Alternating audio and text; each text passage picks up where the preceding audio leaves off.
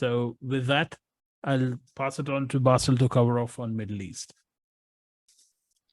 Yes, thank you, Bhargav. In today's EMEA roundup, we had one assist event and 11 other developments. Starting off with the Middle East, the protests in Iran continue. At least 3 protesters were killed in clashes with security forces during a demonstration in the Kurdistan province. It is important to note that these demonstrations are against the morality police, who had beaten up a Kurdish woman to death over a hijab issue.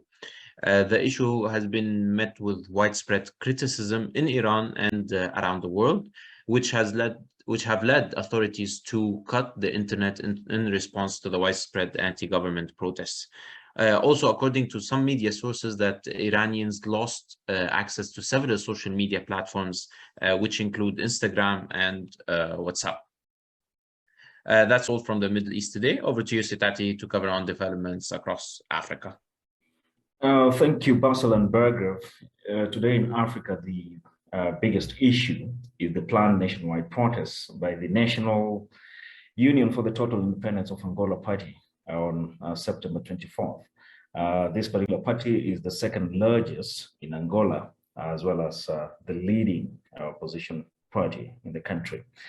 And the protest is against the restriction of freedoms of expression for several entities, including opposition political parties, activists, as well as civil society groups. This comes after the upholding of the re-election of President João Lourenço on September 8th by the Constitutional Court. So protests are likely in major urban areas, including Luanda and Cabinda, among others. And these protests have the potential to cause disruptions to road travel, supply chains, and business activities. And of course, clashes between protesters and security forces cannot be ruled out.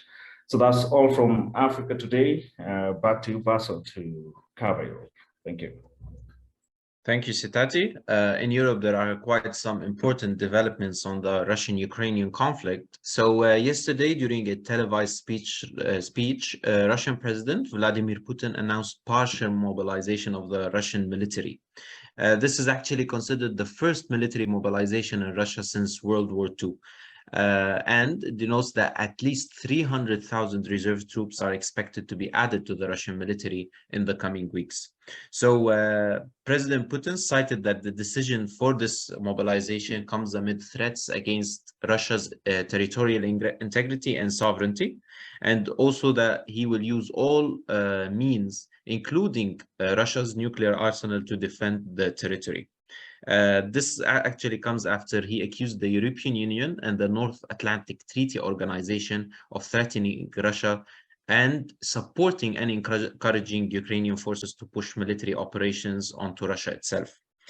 Meanwhile, also there will be referendums in the Luhansk, Donetsk, Kherson, and Zaporizhia regions on joining Russia between September 23 and 27. This is actually this actually paves the way for a formal annexation of almost 15% of Ukrainian territory by Russia. The EU, as well as the US, for sure, they announced that it will not recognize the outcome of the planned referendums. So these recent developments regarding the war in Ukraine are likely to further prolong the conflict and exacerbate tensions between Russia and the West. This is all from the EMEA today. Thank you. Thank you, Bassel and Sitati, for the coverage of EMEA region. With that, it's a wrap from us. You can reach out to us at info@apacassistance.com. Thank you.